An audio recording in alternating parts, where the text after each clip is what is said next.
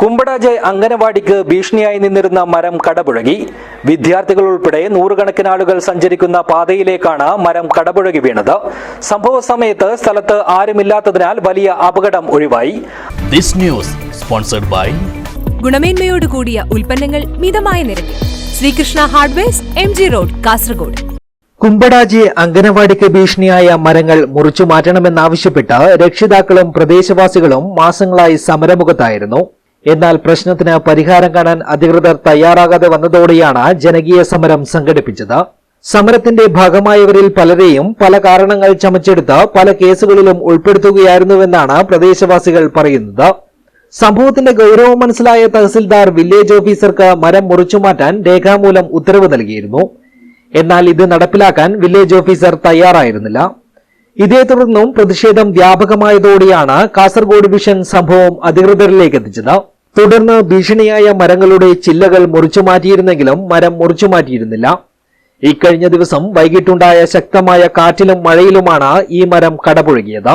Panchayat president, secretary, village officer, എല്ലാ അധികാരികളും, ഇവിടുത്തെ മെമ്പർ അടക്കം, മെമ്പറിനൊന്നും അറിയാത്ത കണ്ണ് കാണാത്തതൊന്നുമല്ല, എല്ലാവർക്കും കണ്ണ് കാണുന്ന സംഭവം.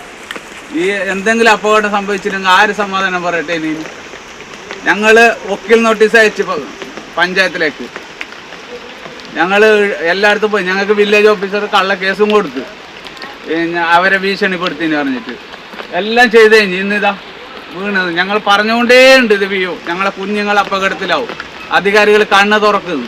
സംഭവ സമയത്ത് പ്രദേശത്ത് ആരുമില്ലാതിരുന്നതിനാൽ വലിയ അപകടമാണ് ഒഴിവായത്. സ്കൂൾ കുട്ടികൾ സ്കൂളിൽ നിന്നും വരുന്നതിന് തൊട്ടു മുൻപാണ് വഴിയിലേക്ക് മരം കടപുഴകിയത്. മരം വീണ് മണിക്കൂറുകൾ കഴിഞ്ഞിട്ടും ഇത് അന്വേഷിക്കാൻ വാർഡ് മെമ്പർ ഉൾപ്പെടെയുള്ളവർ സ്ഥലത്തെത്തിയിരുന്നില്ല. ഇതോടെ പഞ്ചായത്ത് അധികൃതർക്കെതിരെ പ്രദേശത്ത് കനത്ത പ്രതിഷേധം ഉയർന്നിരുന്നു. മാച്ച കോളനിയിലെ നൂറുകണക്കിന് ആളുകൾ ഉപയോഗിക്കുന്ന പ്രധാന പാതയിലേക്കാണ് മരം കടപുഴകിയത്. കുട്ടികൾ ഇത് നടന്നു പോകുന്ന 10 മിനിറ്റാണ് വ്യത്യാസമായത്. സ്കൂൾ കുട്ടികൾ നടന്നു പോകുമ്പോൾ കാറ്റിന് ഈ മരം മറിഞ്ഞു. ഇപ്പോൾ ഒറ്റ ഒരാൾ ഇതുവരെ, ഒരു അധികാരികളും, ഒരു പഞ്ചായത്തിൽ നിന്നോ വില്ലേജിൽ നിന്നോ ആരും ഇതുവരെ എത്തിയിട്ടില്ല. ഇതാണ് ഇവിടുത്തെ അവസ്ഥ. പ്രതിഷേധം പറഞ്ഞ് സ്ഥലത്തെത്തിയ പഞ്ചായത്ത് പ്രസിഡന്റ് ഹമീദ് പൊസോളിക്കെതിരെയും ജനരോക്ഷം ശക്തമായിരുന്നു.